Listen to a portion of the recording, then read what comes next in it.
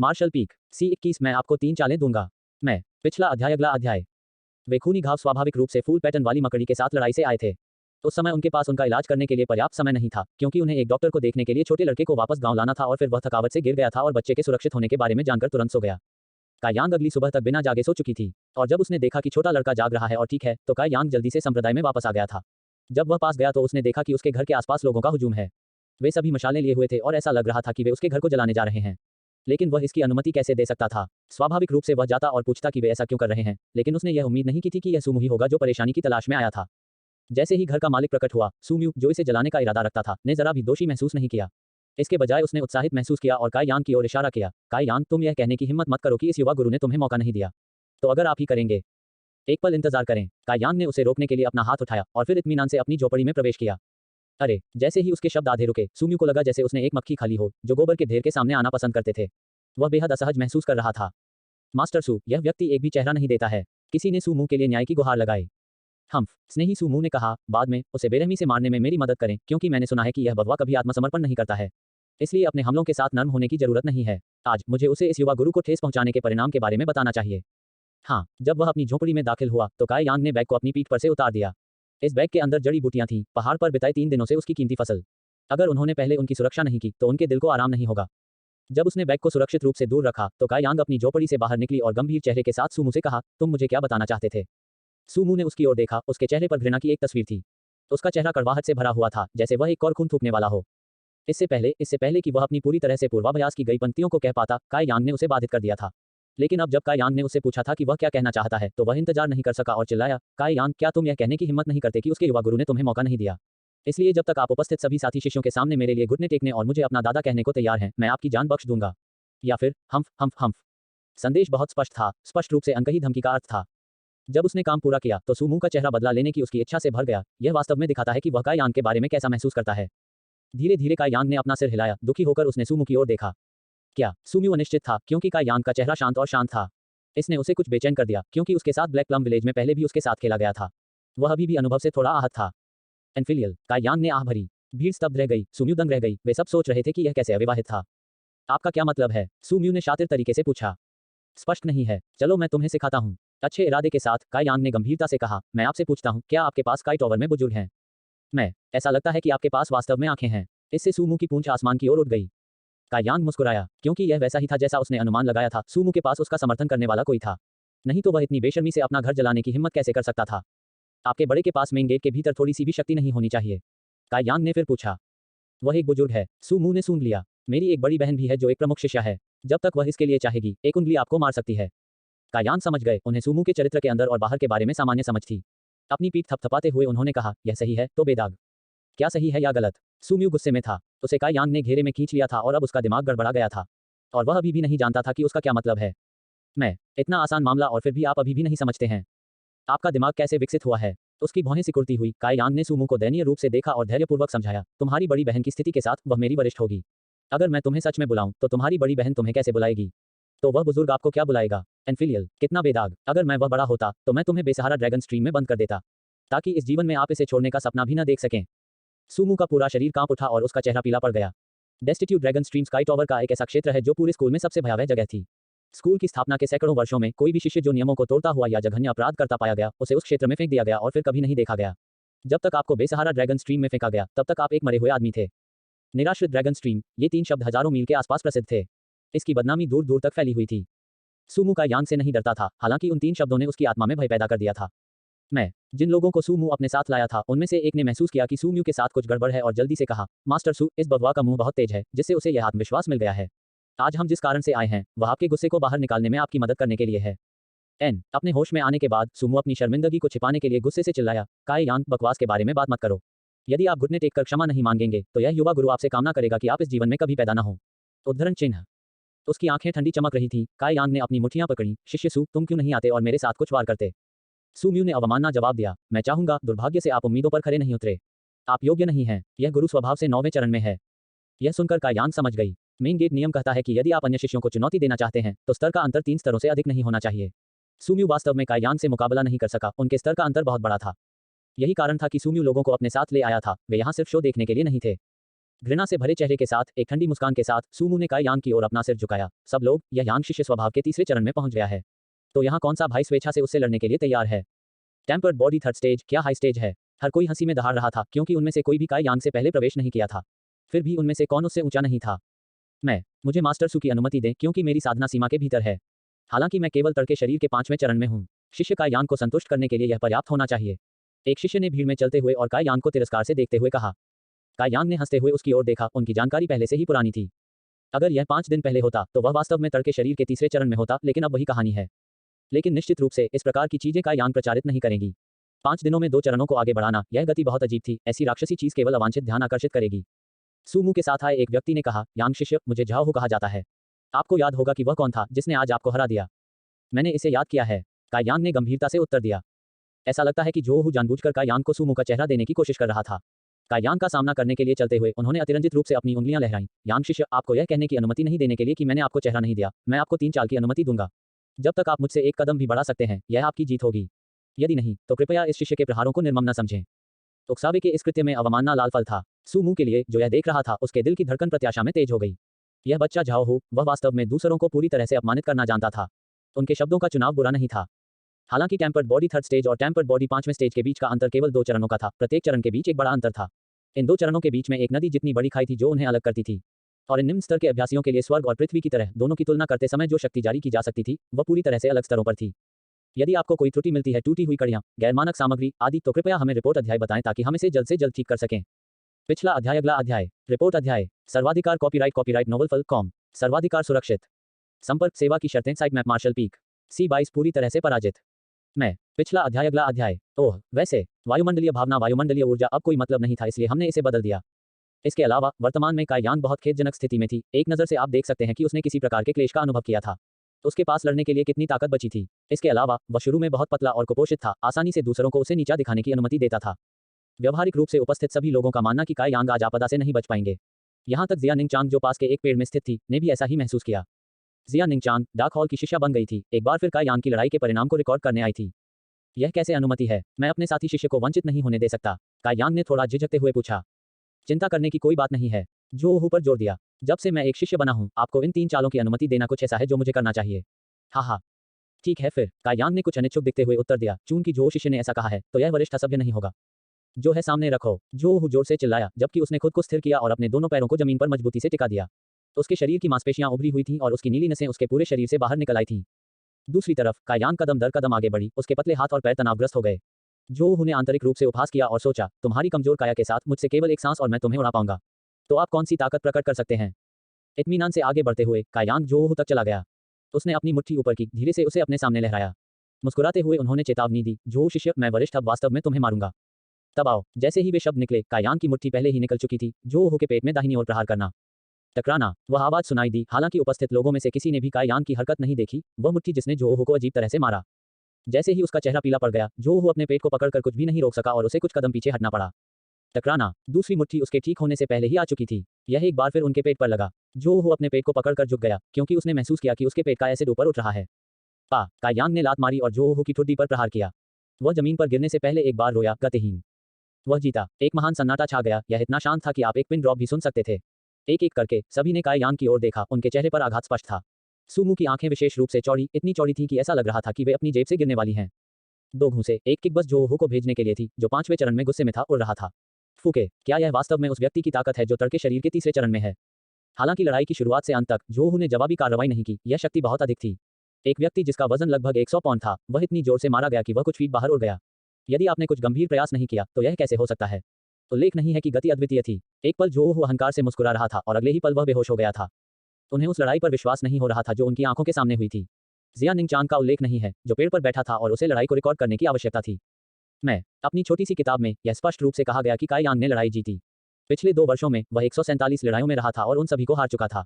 अप्रत्याशित रूप से उसने आज यह रिकॉर्ड बदल दिया था। उसने तेजी से और कुशल तरीके से लड़ाई भी जीती थी। मूल रूप से जिया निंगचांग शालीनता से एक शाखा पर खड़ी थी, खुद को संतुलित करने के लिए अपनी ऊर्जा का उपयोग कर रही थी। लेकिन उसकी जीत के झटके के कारण वह क्षण भर के लिए अपनी एकाग्रता खो बैठी और शाखा से गिरकर जमीन पर गिर गई। एक नकाबपोश महिला को 30 फुट ऊंचे पेड़ से गिरते हुए देखा जा सकता है। जैसे ही वह जमीन पर गिरती है, आप उसे चिल्लाते हुए सुन सकते हैं, या शुक्र है कि उसके पास तेज सजगता और समान रूप से तेज प्रतिक्रिया गति थी। आखिरी समय में उसने गिरने से बचने के लिए अपने शरीर में कुछ ऊर्जा का संचार किया, नहीं तो उसे और भी गंभीर चोटें आती। हालांकि उसके नितंब अभी भी दर्द से जल रहे थे, जिससे उसकी मांसपेशियां तनावग्रस्त थीं, पानी भाप बनाने के लिए पर्याप्त गर्म। जैसे ही वह खड़ी थी और दर्द सह रही थी, कोई भी उसके 2 खूबसूरत पैरों को कांपते हुए देख सकता था। जिया निंगचांग ने घबराकर चारों ओर देखा, लेकिन महसूस किया कि कोई मौजूद नहीं है और राहत की सांस ली। यह सीन दूसरों को देख लेता तो बहुत चेहरा खो देती। अपनी आंतरिक ऊर्जा को सक्रिय करते हुए उसने अपने नीचे के दर्द को दूर कर दिया। उसकी आंखें चमक उठी, क्योंकि जिया निंगचेंज का यांग की ताकत के इर्द गिर्द अपना सिर नहीं लपेट सकती थी। वह अभी कुछ ही दिनों के लिए गया था, तो उसकी ताकत इतनी कैसे बढ़ गई। जिन लोगों ने स्वाभाविक रूप से इस दृश्य को देखा था, उनकी तुलना जिया निंगचांग से नहीं की जा सकती थी। उनकी खेती उनकी तुलना में बहुत कम थी, इसलिए वे इस मामले की सच्चाई नहीं देख पाए। उस क्षण में जब कायांग ने हमला किया था, जिया निंगचांग ने स्पष्ट रूप से महसूस किया कि कायांग के चैनलों के भीतर वायुमंडलीय ऊर्जा उत्तेजित हो गई थी। यह स्पष्ट रूप से प्रदर्शित करता है कि वह कम से कम तड़के शरीर के चौथे चरण में था। साथ ही ऐसा भी लग रहा था कि उसकी वास्तविक ताकत इस स्तर से आगे निकल गई है। लेकिन क्या वह कुछ दिन पहले केवल तड़के शरीर के तीसरे चरण में नहीं थे? हे शापित शिष्य, उसने अप्रत्याशित रूप से अपनी असली ताकत छुपा दी और उसने न केवल सभी को झटका दिया, उसने पेड़ों से कुछ गिर भी लिया। यह अत्यधिक घृणित था। अनजाने में जिया निंगचांग ने कायांग पर उसके गले में खराश के लिए सारा दोष डाल दिया था। कायांग ने उस जगह पर नजर डाली जहां जिया निंगचांग छिपी हुई थी। जब वह गिर गई थी, कायांग ने उसकी छोटी सी चीख सुनी, लेकिन उनके बीच की दूरी बहुत अधिक होने के कारण वह उसे पहचान नहीं पाया। चूंकि उन्हें कुछ भी असामान्य नहीं मिला, इसलिए उन्होंने आगे की जांच नहीं की। फिर उसने अपनी भौहों पर झुर्रियां डाल दी। जैसे ही उसने अपनी बंद मुट्ठी को नीचे देखा, वह कुछ असंतुष्ट महसूस कर रहा था। बेशक कायांग असंतुष्ट थे, क्योंकि स्वर्ण शरीर प्राप्त करने के बाद से यह किसी अन्य मानव के साथ उनकी पहली लड़ाई थी। इस तथ्य के कारण कि उसने अपनी ताकत को ठीक से नियंत्रित नहीं किया था, जो वो उड़ते हुए भेज दिया गया था। मूल रूप से उसने केवल अपने प्रतिद्वंद्वी को कुछ कदम पीछे भेजने की योजना बनाई थी, लेकिन ऐसा लग रहा था कि उसकी शक्ति उसकी कल्पना से थोड़ी अधिक थी। घटनास्थल पर सूमू सबसे पहले ठीक हो गया था। जैसे ही उसने कायांग की ओर अपनी उंगली उठाई, वह जोर से चिल्लाया, तुमने धोखा दिया। कायांग ने मुड़कर शांति से सूमू की ओर देखा। सुशिष्य, आप जो चाहें खा सकते हैं, लेकिन आप लापरवाही से शब्द नहीं कह सकते। मैंने कब धोखा दिया? सूमू के पास शब्दों की कमी थी। यह सच था, उसने कब धोखा दिया? जो जानबूझकर वहीं खड़ा हुआ था और घोषणा की थी कि वह 3 हमले करेगा। अप्रत्याशित रूप से वह वास्तव में 3 चालों में हार गया था। भीड़ की असंख्य निगाहों के नीचे वह कैसे धोखा दे सकता था? वह कैसे धोखा दे सकता है? मास्टर सू, ऐसा लगता है कि हमारी जानकारी सही नहीं थी। यह बगवा तड़के शरीर के तीसरे चरण में नहीं है। मुझे डर है कि वह पहले ही रैंक कर चुका है, नहीं तो वह जो को कैसे हरा सकता है? किसी की तेज आंखें और चतुर दिमाग वाला व्यक्ति सूमू के कान में फुसफुसाते हुए जल्दी ही समझ गया। तो यह ऐसा था। सूमू ने सिर हिलाया, उसका चेहरा काला पड़ रहा था। जो बहुत घमंडी था। अगर उसने जवाबी कार्रवाई की होती तो वह कैसे हार सकता था? सूमू के दिमाग में उसने सोचा कि जो के हारने का कारण यह था कि उसने अपने प्रतिद्वंद्वी को कम करके आंका था। क्योंकि उनका मानना कि कायांग कितना भी ऊपर क्यों न हो, वह केवल चौथे चरण में टेम्पर्ड बॉडी तक ही जाता था। उस बड़े अंतर को ध्यान में रखते हुए अगर जो ने जवाबी कार्रवाई की होती तो कायांग पूरी तरह से पराजित होने वाला होता। भाई कायांग, आपने अपनी ताकत छिपाने के लिए अच्छा किया है। सूमू ने कायांग से ठंडे और उदास स्वर में कहा। आज वह अपना बदला लेने में नाकामयाब रहा था, इसलिए उसके दिल के भीतर घुटन की भावना नहीं गई थी। कायांग ने अपने कंधे उचका दिए। आइए हम बाद में इसको तय करते हैं। अगली बार आप इतने भाग्यशाली नहीं होंगे। सूमू ने कायांग को ठंडे स्वर में घोषित किया। फिर अपने हाथ की एक लहर के साथ उसने लोगों को वापस ले जाना शुरू कर दिया, जबकि कुछ को बेहोश जो को ले जाने के लिए भी प्रेरित किया। लेकिन जाने से पहले उन्होंने कायांग पर एक अंतिम कड़वी चकाचौंध का निर्देशन किया। इस दुश्मनी को अभी के लिए सील कर दिया गया है। हालांकि कायांग ने बुरा नहीं माना। वैसे तो मेन गेट में सिर्फ मेन गेट के ही नियम थे, इसलिए यदि आप कोई परेशानी पैदा करना चाहते हैं तो आप इसे केवल युगल के रूप में कर सकते हैं। इसके अलावा उसे अभी भी दूसरों के साथ संयम बरतने की जरूरत थी, अन्यथा उसे अपने विकास की सही सीमा का पता नहीं चलेगा। इस बात को ध्यान में रखते हुए कायांग ने सोचा कि सूमू और खुद के बीच का झगड़ा एक आशीर्वाद भेज था। आज की लड़ाई काफी रोमांचक नहीं थी। कायांग असंतुष्ट महसूस कर रही थी। सूम्यू के चले जाने से मनोरंजन खत्म हो गया। भीड़ स्वाभाविक रूप से तितर-बितर हो गई। हालांकि उनमें से कई ने अभी भी अपने दिमाग में उस 2 साल के परीक्षण शिष्य कायांग के हाल के चमत्कार को फिर से दोहराया। उन्होंने अपनी पहली जीत हासिल की थी। हालांकि यह बहुत तेज था, फिर भी वह जीत गया था। यदि आपको कोई त्रुटि मिलती है, टूटी हुई कड़ियां, गैरमानक सामग्री आदि, तो कृपया हमें रिपोर्ट अध्याय बताएं ताकि हम इसे जल्द से जल्द ठीक कर सकें। पिछला अध्याय, अगला अध्याय। रिपोर्ट अध्याय। वेब से अधिक। एशिया के सबसे सुरक्षित बैंक के साथ अपने सावधि जमा पर उच्च रिटर्न प्राप्त करें। DBS bank. बिजनेस लीडर्स, कैसे एक MBA आपके करियर को बदल सकता है। MBA com. सर्वाधिकार कॉपीराइट नोवेल फल कॉम। सर्वाधिकार सुरक्षित। संपर्क सेवा की शर्तें site map Marshall peak. C23 एक अविश्वसनीय बात। पिछला अध्याय, अगला अध्याय। इस लड़ाई का समाचार जल्द ही साथी शिष्यों के बीच एक गर्म विषय था। अन्य लोगों ने विवरण सुनने के लिए उपस्थित लोगों की तलाश की। यदि सूमू की स्थिति के लिए नहीं, तो यह खबर बहुत पहले ही पृथ्वी के छोर तक फैल गई होती। हालांकि चूंकि सूम्यू इसमें शामिल था, इसलिए चेले इसे केवल अपने पेट में छिपा सकते थे। इसके बारे में सावधानी से बात कर रहे थे। कायांग की छोटी सी झोपड़ी में वह आखिरकार शांत हो गई थी। आकाश की ओर देखते हुए कायांग उदास हो गई, क्योंकि सूमू परेशानी पैदा करने आया था। उसने टेम्पर्ड बॉडी रिकॉर्ड का अभ्यास करने के लिए अपना कीमती समय गंवा दिया था। यह वास्तव में खेदजनक था। कायांग अपने अतिरिक्त कपड़े निकालकर अपनी झोपड़ी के पास छोटे तालाब में चला गया। अपने फटे पुराने कपड़े उतारकर वह नहाने की तैयारी करने लगा। पिछले कुछ दिनों से वह पहाड़ पर आश्चर्य कर रहा था और फिर उसने फूल के पैटर्न वाली मकड़ी से लड़ाई की थी। इन दोनों चीजों ने मिलकर उसे वास्तव में अजीब बना दिया था। चुपके से जिया निंगचांग ने कुटिया के किनारे की ओर इशारा किया, क्योंकि वह इस साथी शिष्य के वास्तविक स्तर को सीखना चाहती थी। फिर भी जब उसने कोना घुमाया तो उसकी आंखों में जो कुछ भी मिला वह सफेद नितंबों का एक जोड़ा था।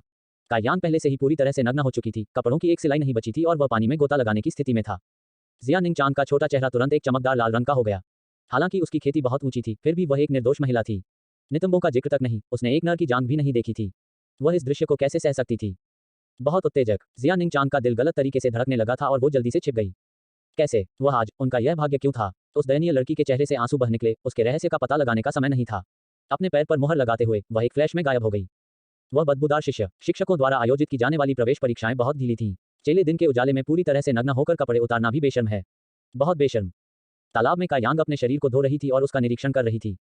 उन्होंने पाया था कि जब से उन्होंने टेम्पर्ड बॉडी रिकॉर्ड का अभ्यास करना शुरू किया, तब से उनकी मांसपेशियां मजबूत और अधिक मजबूत हो गई थीं। हालांकि वह अभी भी पतला था, लेकिन वह सही जगहों पर पतला था। इसके अतिरिक्त फूल पैटर्न वाली मकड़ी के साथ कल की लड़ाई के घाव पहले से ही निशान बन गए थे। फूल के पैटर्न वाली मकड़ी के पैर से केवल हाथ का घाव अभी पूरी तरह से ठीक नहीं हुआ था, यह अभी भी थोड़ा दर्दनाक था। आखिरकार वह उसके हाथ में घुस गया था, इसलिए वह इतनी जल्दी ठीक नहीं हो सकता था। लेकिन यह उतना गंभीर नहीं था जितना उसने सोचा था, इसे कुछ दिन दें और पूरी तरह से ठीक हो जाना चाहिए।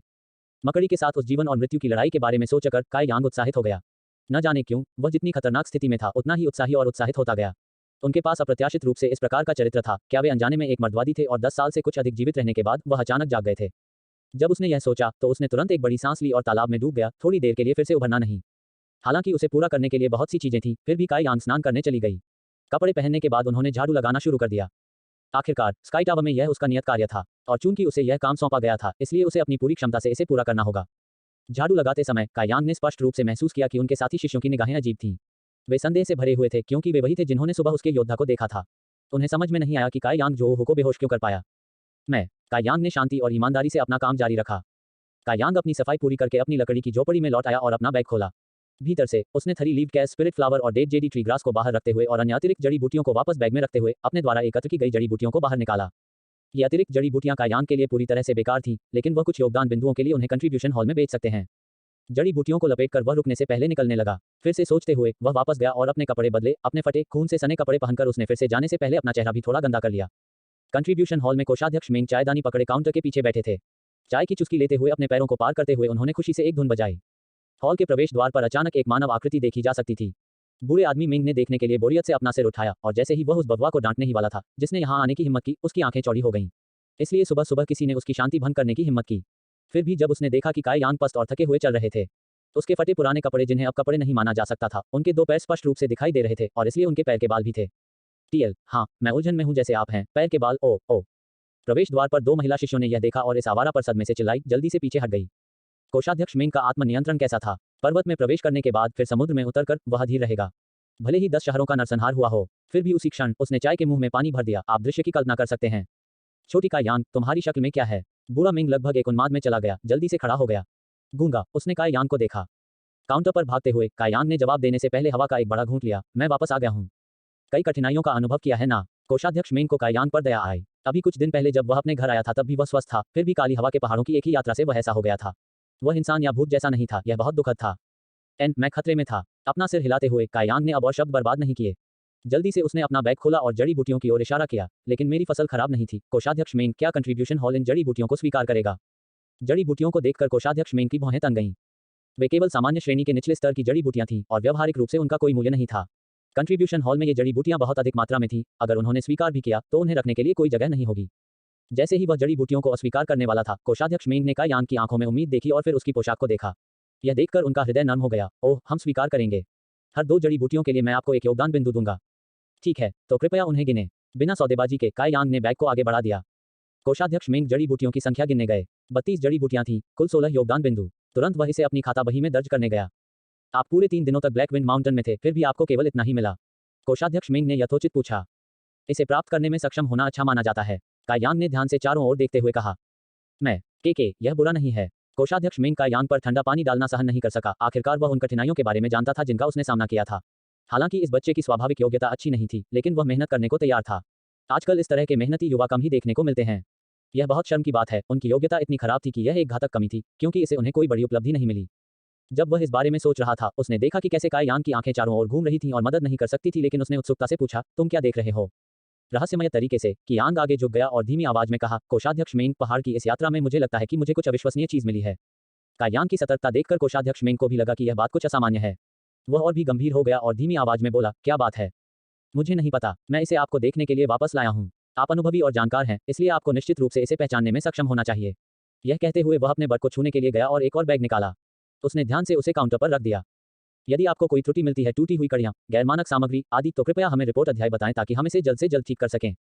पिछला अध्याय। अगला अध्याय। रिपोर्ट अध्याय। सर्वाधिकार कॉपीराइट नोवेल फल कॉम। सर्वाधिकार सुरक्षित। संपर्क सेवा की शर्तें site map Marshall peak C24 अर्थ grade lower level blood mushroom. मैं। पिछला अध्याय। अगला अध्याय। कोषाध्यक्ष मिंग ने ऊपर देखा और देखा कि काई यांग के चेहरे पर प्रत्याशा और घबराहट दोनों थी। वह मदद नहीं कर सका लेकिन सतर्क भी हो गया। धीरे से उसने बैग खोला, अंदर की सामग्री पर अपनी आंखें घुमाई। यह लगभग एक कटोरे के आकार का था, गहरे लाल रंग का, मशरूम के आकार का, फंगस जैसा। यह वास्तव में असाधारण लग रहा था, एक स्वर्ग और सांसारिक प्रकार की आभा के साथ। के कोषाध्यक्ष मिंग मदद नहीं कर सके लेकिन एक दो बार खांसते रहे। काई यांग ने घबराकर उसकी ओर देखा और उससे पूछा, यह क्या बात है? कोषाध्यक्ष मिंग ने उसे अजीब तरह से देखा और जवाब देने के बजाय उसने पूछा, आपको यह कहां से मिला? पहाड़ की एक गुफा के अंदर। इसकी रखवाली करने वाला पहला क्षेत्र राक्षसी जानवर भी था, लेकिन मेरे द्वारा मारे जाने के बजाय यह मेरे द्वारा मारा गया था, इसलिए मैं इसे अपने साथ ले गया। कोषाध्यक्ष मिंग का दिल उछल पड़ा। आप एक राक्षसी जानवर से मिले? क्या मैंने तुमसे नहीं कहा था कि सुरक्षा सीमा को पार मत करो? मैं सुरक्षा सीमा से आगे नहीं गया। मुझे नहीं पता था कि यह ब्लैक विंड माउंटेन के आसपास के सुरक्षित क्षेत्र में क्यों था। काई यांग ने शिकायत में जवाब दिया। कोषाध्यक्ष मिंग ने आह भरी। उसने सोचा था कि ऐसा ही कुछ हुआ होगा। यह सिर्फ वह डर था कि इस बच्चे की ताकत के साथ एक राक्षसी जानवर को हराकर यहां तक पहले दायरे में एक बहुत ही कठिन काम रहा होगा। यह दयनीय। कम उम्र में वह पहले से ही कई अनकही कठिनाइयों का सामना कर चुका है, जबकि केवल 3 दिनों के लिए ब्लैक विंड माउंटेन में, और इस काम ने उन्हें केवल 16 योगदान अंक अर्जित किए थे। यहां तक वह एक पहले क्षेत्र के राक्षसी जानवर से भी मिला, एक ऐसी मुठभेड़ जिसमें उसने लगभग अपनी जान गंवा दी। अगर वह उसे बताता कि उसकी बात थी, तो यह बात थी। यह बहुत गलत है, बहुत गलत है। वैसे भी यह बूढ़ा शायद ही कभी कोई अच्छा काम करता है, बस इसे कर्म समझो। जब काई यांग ने कोषाध्यक्ष मिंग का चेहरा बदलते देखा, फिर भी कोषाध्यक्ष मिंग ने जवाब नहीं दिया, तो इससे वह कुछ चिंतित हो गया। जैसे ही वह उससे फिर से पूछने वाला था, कोषाध्यक्ष मिंग ने चायदानी उठाई और उसमें से पिया। बाद में उसने एक मुस्कान निचोड़ ली और कहा, तुम छोटे लड़के, तुम्हारी किस्मत खराब नहीं है। यह सुनते ही काई यांग के दिल की चिंता तुरंत दूर हो गई। उसे चिंता थी कि जब वह पूछने गया तो यह बात बेकार हो जाएगी, यह शर्मनाक होगा। कोषाध्यक्ष, यह वास्तव में क्या है? यह कितने योगदान अंक के लायक है? उम्मीद में अपने हाथों को एक साथ रगड़ते हुए काई यांग ने पूछा। ओह, इस चीज को ब्लड मशरूम कहते हैं। यह एक दुर्लभ औषधीय घटक है, यह एक साधारण है। इससे पहले कि वह जो कह रहा था उसे पूरा करने से पहले उसने काई यांग के गिरने वाले चेहरे को देखा और जल्दी से खुद को सही करने के लिए चला गया। नहीं, यह एक पृथ्वी ग्रेड निचले स्तर की जड़ी बूटी है। यह वास्तव में पृथ्वी ग्रेड निचला स्तर है। सही बात है। इस तरह के दृढ़ स्वर का इस्तेमाल किया गया था कि कोषाध्यक्ष मिंग ने खुद को यह सोचकर लगभग मूर्ख बना लिया कि यह सच है। पृथ्वी ग्रेड निचला स्तर। काई यांग को सुखद आश्चर्य हुआ। कोषाध्यक्ष मिंग, क्या आप सुनिश्चित हैं कि आपने गलत नहीं देखा? कोषाध्यक्ष मिंग ने अपना चेहरा सीधा करते हुए उत्तर दिया, आप मजाक कर रहे होंगे। इस बूढ़े आदमी के जीवन में उसने कई महिलाओं का निरीक्षण किया, कई जड़ी बूटियों का निरीक्षण किया। अनुभवी और ज्ञानी आंखों की यह जोड़ी, वे गलत कैसे हो सकते हैं? कितने योगदान बिंदुओं के लिए इसका आदान प्रदान किया जा सकता है? काई यांग को केवल इसमें दिलचस्पी थी।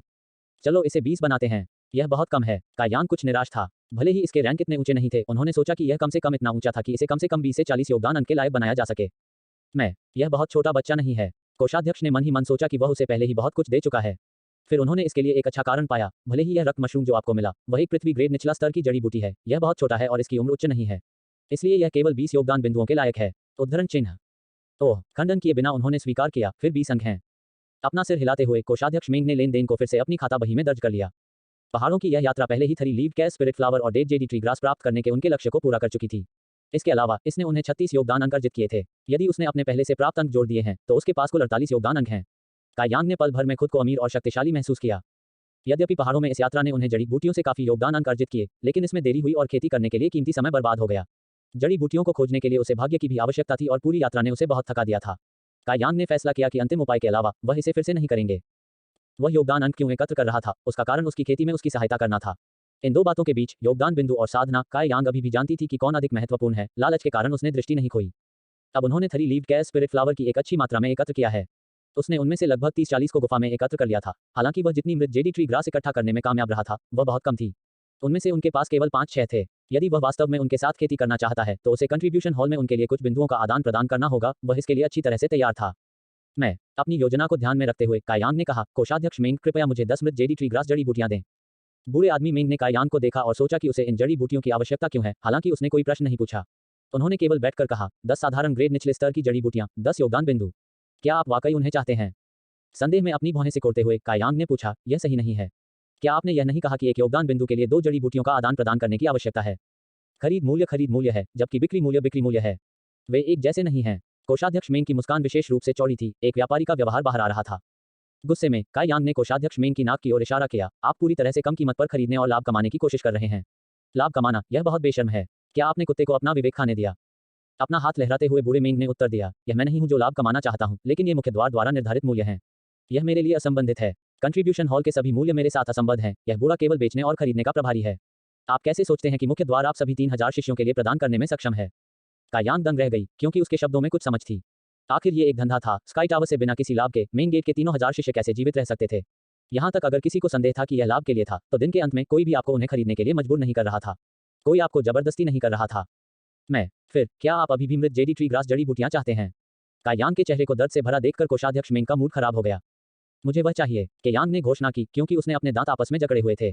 देर सबेर उसे इन जड़ी बूटियों का उपयोग करने की आवश्यकता होगी और चूंकि उसने उन्हें पहाड़ में खोजने नहीं जाने का फैसला किया था, इसलिए वह केवल उन्हें खरीद सकता है। मुड़कर कोषाध्यक्ष मेंग पिछले हॉल में गए और जल्द ही मृत जेडी ट्री ग्रास के साथ लौट आए।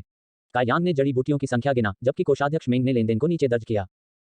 इतना बड़ा नुकसान खाने के बाद कायांग मुड़ी और तुरंत दुखी होकर हॉल से निकल गई। कृपया समय मिलने पर फिर से आएं, कोषाध्यक्ष मेंग ने पीछे से गर्मजोशी से पुकारा। तुम्हारे द्वारा मारे जाने के लिए अक्सर आओ। कायांग को आखिरकार पता चल गया कि मेंग का उपनाम कहां से आया है। 3 कदम, 2 कदम, कायांग घबराकर बाहर भागा। बाहर निकलते समय बाहर भागते हुए एक व्यक्ति ने उन्हें लगभग टक्कर मार दी। इन 2 लोगों की प्रतिक्रियाएं काफी तेज थीं। कायांग तुरंत रुक गईं और दूसरे व्यक्ति ने भी ऐसा ही किया। एक मीठी और सुखद सुगंध कायांग के पास चली गई। अपना सिर उठाकर कायांग ने देखा कि एक साफ चांद जैसी आंखें उसे घूर रही हैं, लेकिन वह उसका चेहरा स्पष्ट रूप से नहीं देख सका। ऐसा इसलिए था क्योंकि इस व्यक्ति ने अपना चेहरा घूंघट से ढका हुआ था। यह एक महिला थी। हालांकि वह उसका चेहरा नहीं देख सकता था, उसकी त्वचा की स्थिति को देखते हुए वह बहुत बुरी नहीं थी। वह शायद उनकी सीनियर थी। अपना सिर हिलाते हुए और माफी मांगते हुए कायांग ने अपने शरीर को बगल की तरफ कर दिया, स्पष्ट रूप से उसे पहले प्रवेश करने का संकेत दे रहा है। विरोधी पक्ष विचलित दिख रहा था और अचानक लाल हो गया। यह देख उनकी खुद की निगाहें बेकाबू हो गईं। उसका खिलता चेहरा देखकर कायांग ने सोचा कि यह सीनियर काफी शर्मिला है। उसने झट से अपनी निगाहें फेर लीं ताकि उसे ठेस न पहुंचे। जिया निंगचांग मौत से शर्मिंदा थी। उसने कंट्रीब्यूशन हॉल के सामने कायांग से टकराने की उम्मीद नहीं की थी। जब उसने उसका चेहरा देखा तो उसने तुरंत उसके बारे में सोचा और उसकी याद आ गई। अचानक उसका चेहरा लाल हो गया और उसका तापमान बढ़ गया। जल्दबाजी में वह हॉल में भागी। उसने सिर उठाने की भी हिम्मत नहीं की। यह दृश्य देखकर कुछ हंसी भी आई, क्योंकि ऐसी शर्मीली औरतें बहुत कम देखने को मिलती हैं। हालांकि स्काई टावर में कई महिला शिष्याएं हैं। वे मार्शल प्रैक्टिशनर थीं और इसलिए सामान्य से अधिक खुले विचारों वाली थीं। उसके जैसे किसी के लिए उसके चेहरे को देखकर ही लाल हो जाना कोई आश्चर्य नहीं कि उसने घूंघट पहना था। यह वरिष्ठ थोड़ा प्यारा था, बस यही कारण था कि उसके शरीर की सुगंध स्पष्ट रूप से परिचित थी, जैसे उसने इसे पहले ही सूंघा था। यदि आपको कोई त्रुटि मिलती है, टूटी हुई कड़ियां, गैरमानक सामग्री आदि, तो कृपया हमें रिपोर्ट अध्याय बताएं ताकि हम इसे जल्द से जल्द ठीक कर सकें। पिछला अध्याय, अगला अध्याय। रिपोर्ट अध्याय। सर्वाधिकार कॉपीराइट नोवेल फल कॉम। सर्वाधिकार सुरक्षित। संपर्क सेवा की शर्तें site map Marshall peak. C25 अगरबत्ती का जादुई प्रभाव। पिछला अध्याय, अगला अध्याय। कंट्रीब्यूशन हॉल में प्रवेश करने के बाद जिया निंगचांग ने पीछे मुड़कर देखा। जब उसने देखा कि कायांग पहले ही जा चुकी है तो उसने राहत की सांस ली, क्योंकि वह अभी भी सुबह की घटना के कारण थोड़ा दोषी महसूस कर रही थी। जब उसकी भावनाएं गड़बड़ा रही थी, उसने सुना कि कोषाध्यक्ष मेंग ने काउंटर से एक आह भरी। क्या बात है मास्टर जी? जिया निंगचांग ने पूछा। तुम उस बच्चे पर दया कर रहे थे? कोषाध्यक्ष मेंग ने सिसकते हुए आह भरी। वह एक अच्छा बच्चा है, कठिनाइयां सहने को तैयार, वह कठोर है, एक अच्छा व्यक्तित्व है, उसका चरित्र बुरा नहीं है। जब जिया निंगचांग ने सुना कि कैसे उसके मालिक कायांग की प्रशंसा कर रहे हैं, तो वह तुरंत क्रोधित हो गई। अपने दिल में उसने सोचा कि उसे आज सुबह कायांग के कार्यों के बारे में सीखना बाकी है। उसने न केवल नग्न अवस्था में कपड़े पहने थे, बल्कि उसने इस शिष्य की आंखों को भी कुंद कर दिया था और तुम्हारी इस शिष्या को उसके जीवन का भय दे दिया था। बार बार कोषाध्यक्ष मेंग चला गया, जिससे वह और अधिक क्रोधित हो गई और अधिक सहन न कर पाने पर उसने काउंटर पर अपना हाथ थमा दिया। आवाज ऐसी लग रही थी जैसे कुछ टूट गया हो। जैसे ही उसने उसे देखा, उसका चेहरा विकृत हो गया और वह चिल्लाया, वह मेरा पृथ्वी ग्रेड निम्न स्तर का रक्त मशरूम था जो 20 योगदान बिंदुओं के लायक था। यह एक रक्त मशरूम था। काउंटर टॉप पर पहले से ही पाउडर मशरूम को देखते हुए जिया निंगचांग ने खुद से पूछा कि क्या उसके मालिक की आंखें खराब हो रही हैं या नहीं। यह रक्त मशरूम कैसा है? ऐसा नहीं है, यह नहीं है। तुम्हारे मालिक ने यह गलती कैसे कर दी? कोषाध्यक्ष मेंग ने उत्तर दिया और एक नर्म सांस छोड़ी। काउंटर टॉप पर पाउडर फिर बाहर तैरने लगा, जैसे किसी अदृश्य हाथ ने उसे ऊपर उठा लिया हो और हवा में बिखर गया हो। तो ये सही है, तुम आज मुझे खोजने क्यों आए हो? अपना चेहरा ठीक करते हुए कोषाध्यक्ष मेंग ने गंभीरता का एक दुर्लभ चेहरा दिखाया। मैं टूट गया। उसकी अभिव्यक्ति बदलते हुए वह जिया निंगचांग की खेती का निरीक्षण करने गया। इसके तुरंत बाद उन्होंने सिर हिलाया। अच्छा, ऐसा लगता है कि मैंने गलत नहीं देखा, क्योंकि केवल आपके शरीर के लोग ही इस साधना पद्धति के अनुकूल हैं। आओ, अपनी खेती को स्थिर करने में मदद के लिए इस गोली को खाओ। पैलेट लेने के बाद जिया निंगचांग ने पूछने से पहले थोड़ा झिझकते हुए कहा, तुम्हारी चोट कैसी है? धीरे से हंसते हुए कोषाध्यक्ष मेंग ने उत्तर दिया, आपको अपने गुरु के बारे में चिंता करने की आवश्यकता नहीं है। इतने सालों के बाद कोई बड़ी बाधा नहीं है। प्रत्याशा और उत्साह के साथ कायांग अपनी छोटी सी झोपड़ी में घर लौट आया। आज 3 लीव कैस स्पिरिट फ्लावर और डेड जेडी ट्री ग्रास सभी इकट्ठा हो गए और उपयोग के लिए तैयार हो गए। प्रत्येक की मात्रा भी छोटी नहीं थी, इसलिए इसे कुछ समय तक चलना चाहिए। अब उसके पास सब कुछ तैयार था। कायांग वास्तव में यह सत्यापित करना चाहता था कि अगरबत्ती वास्तव में उसकी खेती में उसकी सहायता कर सकती है या नहीं। लकड़ी की झोपड़ी का स्थान स्काई टावर के सबसे खाली और उजाड़ क्षेत्र में था। व्यावहारिक रूप से किसी ने इस पर ध्यान नहीं दिया। चूंकि यह मामला था, कायांग ने अपने रहस्य के उजागर होने की चिंता नहीं की। अंदर चलते हुए उसने काली किताब निकाली और पृष्ठ 3 की ओर मुड़ा। फिर उसने अगरबत्ती निकाली और उसे पलंग पर रख दिया। फिर उन्होंने 3 लीव कैस स्पिरिट फ्लावर और डेड जेडी ट्री ग्रास को निकाला। बाद में उसने उन्हें बन में भर दिया और ढक्कन वापस रख दिया। एकाएक एक दुर्लभ सुगंध की तरह एक फीकी गंध कमरे में बिखरने लगी। कायांग ने गहरी सांस लेते हुए परफ्यूम का विश्लेषण करना शुरू किया। हालांकि गंध थोड़ी अनोखी थी, लेकिन उसमें कुछ खास नहीं था। हालांकि अगरबत्ती के छेद से इत्र लगातार बाहर निकला और कायांग के नथुने में प्रवेश कर गया। यह छोटे जैसा था, सांप उसकी नाक से जानबूझकर उसके शरीर में प्रवेश कर रहे थे। उसके शरीर के भीतर ऐसा लग रहा था जैसे कुछ और है। उसके मांस और रक्त में, उसकी मध्याह्न रेखा में और यहाँ तक कि उसके अस्थि मज्जा में भी सुन्नता की भावना फैल गई। कायांग ने रुकने की हिम्मत नहीं की। धूपबत्ती लेकर वह अपनी खेती शुरू करने के लिए बाहर भागा। अपनी झोपड़ी से निकलकर प्रकाश के प्रवेश द्वार ने उसे आश्चर्यचकित कर दिया। उसके पैर के लिए ऐसा लगा जैसे वह शीशे का बना हो, वह सामान्य से कहीं अधिक भारी था। इस कदम के संयोजन में कायांग ने महसूस किया कि उनकी ताकत तेजी से घट रही है। एक और कदम उठाते हुए उसे चक्कर आने लगे और वह गिरना चाहता था। पागलपन से पसीना बहाते हुए उसकी मांसपेशियां तनावग्रस्त हो गईं। उसके मेरिडियन में हाल ही में विकसित वायुमंडलीय ऊर्जा के बारे में बुदबुदाया और उसकी हड्डियां टूट गईं। झोपड़ी से तीसरा कदम उठाते ही उसकी टांगें नर्म हो गईं और वह जमीन पर गिर पड़ा। जैसे ही वह गिरा, कायांग के हाथों ने अगरबत्ती को छोड़ दिया और वह बहुत दूर लुढ़क गई।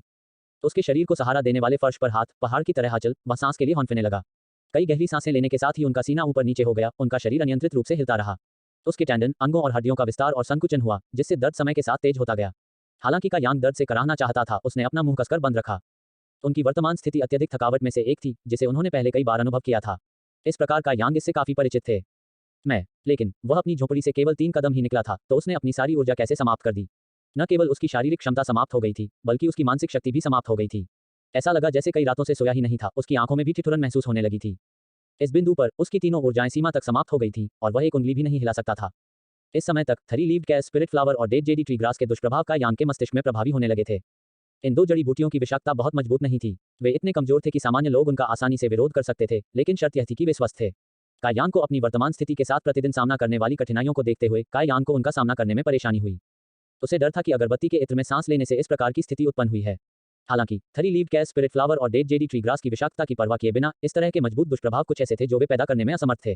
रहस्य की उत्पत्ति धूप जलाने वाले से हुई। यह उन 2 जड़ी बूटियों की विषाक्तता को बढ़ाने में सक्षम था। जब से उन्होंने स्वर्ण शरीर प्राप्त किया था, हर बार अभ्यास करने पर वे कभी थके या थके नहीं। और चूंकि वह कभी थका नहीं था, कायांग अपनी सीमा तक नहीं पहुंच पा रहा था। अपनी सीमा तक पहुंचने में असमर्थ होने के कारण वह सुधार नहीं कर पा रहा था। हालांकि ऐसा लग रहा था कि अब ऐसा नहीं था। उसने केवल 3 कदम उठाए, फिर भी उसकी सारी शक्ति नष्ट हो गई थी। लेकिन इस अगरबत्ती का प्रभाव इतना सरल नहीं था कि वह इस स्तर पर अपनी सीमा तक पहुंचने में सक्षम हो गया, क्योंकि भविष्य में कभी भी ऐसा कोई डर नहीं होगा कि वह फिर से अपनी सीमा तक प्रशिक्षण नहीं ले पाएगा। कायांग हमेशा मानते थे कि एक व्यक्ति की क्षमता असीमित होती है और महत्वपूर्ण बात यह थी कि किसी ने इसे कैसे उजागर किया। हालांकि प्राकृतिक योग्यता एक व्यक्ति को परिपक्व होने में मदद कर सकती है, फिर भी स्वयं का प्रयास महत्वपूर्ण था। इसलिए इतने सालों के बाद भी उन्हें पता था कि उनकी खुद की प्रतिभा में कमी है। उन्होंने लगन से संघर्ष किया और खेती करने की अपनी इच्छा कभी नहीं छोड़ी। यह सोचकर कायांग के हौसले बुलंद हो गए। धीरे धीरे और बहुत प्रयास से उसने अपने थके हुए शरीर को ऊपर उठाने के लिए अपने हाथ का इस्तेमाल किया। उसकी जांघों में इतना खिंचाव आया कि उसकी नसें बाहर निकल आईं। अपने दांत पीसते हुए उसने धीरे से अपने आप को ऊपर खींच लिया। उसकी लगभग सारी शारीरिक शक्ति समाप्त हो चुकी थी। उसकी चेतना एक बार फिर धुंधली होने लगी थी। फिर भी उसके दिल ने हार मानने से इनकार कर दिया, जिससे उसे ताकत और ऊर्जा का एक क्रूर विस्फोट हुआ। अपने पूरे जीवन में वह कभी भी किसी भी चीज के लिए इतना अडिग नहीं था। वह अडिग था कि वह इसे हरा देगा। खड़े हो जाओ, क्योंकि जिस स्थान से तू गिरेगा वही वह स्थान भी होगा जहां से तू उठेगा। अगर वह खड़ा होता तो अपनी हदें तोड़ देता, जीत जाता। समय कभी भी उतना धीरे धीरे नहीं बहता था जितना अब चलता है। उसके दोनों पैर जमीन पर मजबूती से टिके हुए थे। पैर थोड़ा मुड़ा हुआ था, कांपने से लड़ रहा था। खड़े होने की उसकी इच्छा जरा भी कम नहीं हुई थी। वह ऐसा करेगा, भले ही इसका मतलब इसे जितना संभव हो उतना धीमा करना है। अंत में कायांग जोर से चिल्लाया, क्योंकि वह अंत में सीधा खड़ा हो गया था। आगे बढ़ते हुए उसने खुद को स्थिर किया और अपने पैरों को जमीन पर टिका दिया। यदि आपको कोई त्रुटि मिलती है, टूटी हुई कड़ियां, गैरमानक सामग्री आदि, तो कृपया हमें रिपोर्ट अध्याय बताएं ताकि हम इसे जल्द से जल्द ठीक कर सकें। पिछला अध्याय, अगला अध्याय। रिपोर्ट अध्याय। सर्वाधिकार, कॉपीराइट नोवेल फल कॉम। सर्वाधिकार सुरक्षित। संपर्क, सेवा की शर्तें, साइट मैप।